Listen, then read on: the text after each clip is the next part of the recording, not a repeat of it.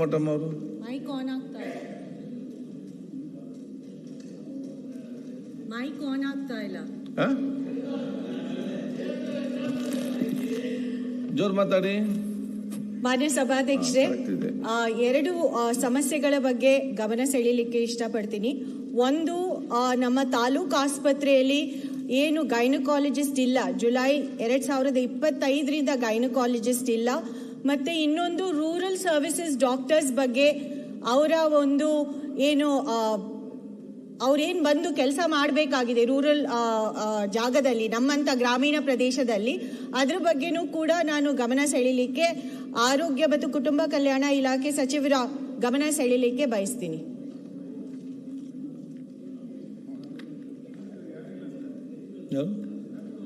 ಯಾರು ಉತ್ತರ? ಅಧ್ಯಕ್ಷರೇ, ನಾಳೆ ಮಂತ್ರಿಗಳ ಉತ್ತರನ ಕೊಡಿಸ್ತೀನಿ.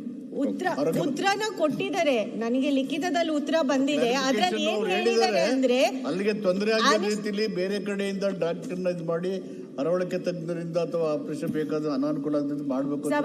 ಅಷ್ಟು ಸುಲಭವಾಗಿ ನಾಳೆ ಆರೋಗ್ಯ ಮಂತ್ರಿಗಳು ಬಂದಾಗ ಇನ್ನೂ ವಿವರವಾದಂತ ನಾನು ಇದನ್ನ ಪ್ರಸ್ತಾಪ ಮಾಡ್ಬಿಡ್ತೀನಿ ಸಭಾಧ್ಯಕ್ಷರೇ.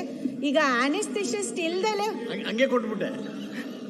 ಆಯ್ತು, ಆನೆಸ್ಥೆಸಿಸ್ಟ್ ಅವ್ರು ಹೇಳ್ತಾ ಇದ್ದಾರೆ NR ಪುರ ತಾಲೂಕಿಂದ ಅಥವಾ ಶೃಂಗೇರಿ ತಾಲೂಕಿಂದ ಕಳಿಸ್ತಾರೆ ಅಂತ, ಯಾವಾಗ ಬೇಕಾಗಿದೆ ಆಗ. ಆದ್ರೆ ಸಮಸ್ಯೆ ಏನಂದ್ರೆ, ಎಮರ್ಜೆನ್ಸಿ ಸರ್ಜರೀಸ್ ಇದ್ದಾಗ NR ಪುರ ಮತ್ತೆ ಶೃಂಗೇರಿ ಮೂಡಿಗೆರೆಯಿಂದ ಆಲ್ಮೋಸ್ಟ್ 50-60 ಕಿಲೋಮೀಟರ್ ದೂರದಲ್ಲಿದೆ. ಏಕ್ದಮ್ ಮಲ್ನಾಡ್ ಪ್ರದೇಶ. ಯಾರು ಎಮರ್ಜೆನ್ಸಿ ಸರ್ವಿಸಸ್ ಟೈಮಲ್ಲಿ ಆನೆಸ್ಥೆಸಿಸ್ಟ್ ಬರ್ಲಿಕ್ಕೆ ಸಾಧ್ಯ ಇಲ್ಲ. ನಮ್ಮಲ್ಲಿ ಕಳಸಾ ತಾಲೂಕಿಂದನೂ ಪೇಷಂಟ್ಸ್ ಬರ್ತಾರೆ ಮೂಡಿಗೆರೆ ತಾಲೂಕಿಗೆ. ಕಳಸಾ ತಾಲೂಕಲ್ಲಿ ನಮ್ಮ ಹತ್ರ ಬರೀ ಇರೋದು ಈಗ ಕಮ್ಯುನಿಟಿ ಹೆಲ್ತ್ ಕೇರ್ ಸೆಂಟರ್ ಮಾತ್ರ. ಅಲ್ಲಿಂದ ಪೇಷಂಟ್ಸ್ ಏನಾದರೂ ಎಮರ್ಜೆನ್ಸಿ ಸರ್ವಿಸಸ್ ಇದ್ದಾಗ ಮೂಡಿಗೆರೆಗೆ ಬರಬೇಕು, ಇಲ್ಲದಿದ್ರೆ ಅವ್ರು ಮಂಗಳೂರಿಗೆ ಹೋಗಬೇಕು. ಹೆಚ್ಚು ಕಡಿಮೆ ಕೂಲಿ ಕಾರ್ಮಿಕರು, ಅವ್ರು ಯಾರು ಆ ಮಟ್ಟಕ್ಕೆ ಚಿಕಿತ್ಸೆಗೆ ಖರ್ಚು ಮಾಡ್ಲಿಕ್ಕೆ ಇಲ್ಲ. ನಮಗೆ ಆನೆಸ್ಥೆಸಿಸ್ಟ್ ಈಗ ತುರ್ತಾಗಿ ಬೇಕು, ಯಾರನ್ನಾದ್ರೂ ನೇಮಕಗೊಳಿಸಬೇಕು ತಾಲೂಕು ಆಸ್ಪತ್ರೆಗೆ ಅಂತ ನಾನು ಕೇಳ್ಕೊಂತಾ ಇರೋದು.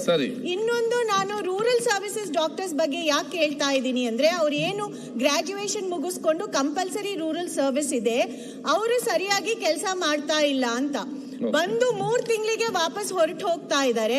ನಮ್ಮಂತ ಪ್ರದೇಶದಲ್ಲಿ ನಾವು ಈ ರೂರಲ್ ಸರ್ವಿಸಸ್ ಡಾಕ್ಟರ್ಸ್ ಮೇಲೆ ಡಿಪೆಂಡೆಂಟ್ ಆಗಿದ್ದೀವಿ. ಯಾಕಂದ್ರೆ ರೆಗ್ಯುಲರ್ ಆಗಿ ಏನ್ ಡಾಕ್ಟರ್ಸ್ ನೇಮಕ ಮಾಡ್ತಾರೆ, ಅವರು ಕೌನ್ಸಿಲಿಂಗ್ ಮೂಲಕ ನಮ್ಮಂತ ಕ್ಷೇತ್ರಗಳನ್ನ ಆಯ್ಕೆ ಮಾಡ್ಕೊಳ್ಳೋದಿಲ್ಲ.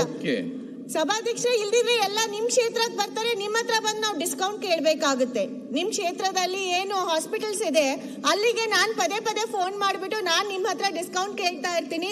ಈ ತರ ಅವರು ಬಡ ಕುಟುಂಬದಲ್ಲಿದ್ದಾರೆ, ಆರ್ಥಿಕ ಪರಿಸ್ಥಿತಿ ಚೆನ್ನಾಗಿಲ್ಲ, ಅದ್ರ ಬದಲು ಈ ವ್ಯವಸ್ಥೆಗಳು ನಮ್ಮ ಕ್ಷೇತ್ರದಲ್ಲಿದ್ರೆ ಆಸ್ಪತ್ರೆ ಓನರ್ ನಂಬರ್ ನಿಮ್ಗೆ ಕೊಟ್ಟು ಬಿಡ್ತೇನೆ, ಅವ್ರಿಗೆ ಫೋನ್ ಮಾಡಿ ಡಿಸ್ಕೌಂಟ್ ಕೇಳಿ ಸರಿ ಆಗ್ತದೆ. ಆ ತರ ಆಗೋದಿಲ್ಲ, ನಿಮಗೂ ತಿಳಿದಿದೆ. ನಿಮ್ಮಲ್ಲಿ ಒಳ್ಳೊಳ್ಳೆ ಆಸ್ಪತ್ರೆಗಳಿದೆ, ಆದ್ರೆ ಅದ್ರ ಬದಲು ನಮ್ ಕ್ಷೇತ್ರದಲ್ಲೇ ಒಳ್ಳೆ ಡಾಕ್ಟರ್ಸ್ ಇದ್ರೆ ಈ ಚಿಕಿತ್ಸೆ ಹೆಚ್ಚು ಕಡಿಮೆ ಅಲ್ಲೇ ನಮ್ಮ ಕ್ಷೇತ್ರದಲ್ಲೇ ಆಗಬಹುದು ಅಂತ. ಅದಕ್ಕೆ ಇವರು ಆದಷ್ಟು ಬೇಗ ಕ್ರಮ ವಹಿಸಬೇಕು, ಸ್ಪೆಷಲಿ ರೂರಲ್ ಡಾಕ್ಟರ್ಸ್ ವಿಚಾರದಲ್ಲಿ. ಅಲ್ಲ ಸಭಾಧ್ಯಕ್ಷ, ಇದು ಬರೀ ನನ್ನ ಕ್ಷೇತ್ರಕ್ಕೆ ಸೀಮಿತ ಅಲ್ಲ ಅಂತ ನಾನು ಅನ್ಕೊಂತೀನಿ. ರೂರಲ್ ಡಾಕ್ಟರ್ಸ್ ಹೆಚ್ಚು ಕಡಿಮೆ ಎಲ್ಲಾ ಗ್ರಾಮೀಣ ಕ್ಷೇತ್ರಗಳಲ್ಲೂ ಈ ರೂರಲ್ ಡಾಕ್ಟರ್ಸ್ ಸಮಸ್ಯೆ ಇದೆ. ಗುತ್ತಿಗೆ ಆಧಾರದ ಮೇಲೆ ಮಾಡ್ಕೊಳ್ಳಕ್ಕೆ ಪರ್ಮಿಷನ್ ಕೊಟ್ಟಿದ್ದಾರೆ. ಇದನ್ನ ಆದಷ್ಟು ಕೂಡ knowing the importance of the doctor service, government will take appropriate action. Sir, ಗುತ್ತಿಗೆ ಆಧಾರದ ಮೇಲೆ ನಿಮ್ ಕಡೆ ಬರ್ತಾರೆ, ಬಯಲ್ಸೀಮೆಗೆ ಬರ್ತಾರೆ, ಮಲ್ನಾಡ್ ಭಾಗಕ್ಕೆ ಬರೋದಿಲ್ಲ. ನಮಗೆ ಬೇಕಾಗಿರೋದು ಕಡ್ಡಾಯವಾಗಿ ನಮ್ಮಲ್ಲಿ ನೇಮಕ ಆಗಲೇಬೇಕು ಅಂತ. ಶಾಸಕರೇ, ಈಗ ಮಂತ್ರಿ ಬರೋ ಉತ್ತರ ನೀವು ವಿಚಾರ ನಿಮ್ಮ ಕ್ಷೇತ್ರ ಮತ್ತು ಆ ಊರಿನ ಪರಿಸ್ಥಿತಿ ಬಗ್ಗೆ ನೀವು ಹೇಳಿದ್ದೀರಿ, ಗಮನ ಸೆಳೆದಿದ್ದೀರಿ. ಮನಸ್ಸು ಉತ್ತರ ಕೊಟ್ಟಿದ್ದಾರೆ ಮತ್ತು ಅವ್ರು ಹೇಳಿದ್ದಾರೆ ನಾಳೆ ಆರೋಗ್ಯ ಸಚಿವತೆ ಮತ್ತು ನಿಮ್ಮ ಜೊತೆ ಅವ್ರು ಕೂತ್ಕೊಂಡು ಅದನ್ನು ಬಗೆಹರಿಸ ಅಂತೇಳಿ. ನಮ್ಮ ಇವತ್ತಿನ ಸಚಿವ ಉತ್ತರ ಕೊಟ್ಟಿದ್ದಾರೆ, ಅವ್ರು ನಾಳೆ ನಿಮ್ಮ ಒಬ್ಬರು ಕೂತ್ಕೊಳಿಸಿ ಮಾತಾಡ್ತಾರೆ. ಮಂತ್ರಿ ಅವರೇ,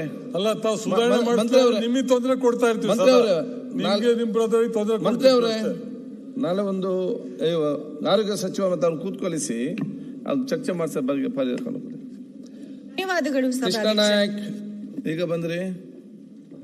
ಅಧ್ಯಕ್ಷರೇ ನಮಸ್ಕಾರ. ಅಧ್ಯಕ್ಷರೇ, ನೀವು ಟಿವಿಯಲ್ಲಿ ನೋಡಿ ಬಂದದ ಲಾಸ್ಟಿಗೆ? ಇಲ್ಲ ಸರ್, ಅದು ಮಿನಿಸ್ಟರ್ ಸರ್ ಮೀಟಿಂಗ್ ಅಲ್ಲಿ ಇದ್ದೆ ಅಧ್ಯಕ್ಷರೇ. ಅದು ನಮ್ಮ ಬಂಜಾರ ಭವನದ ಬಗ್ಗೆ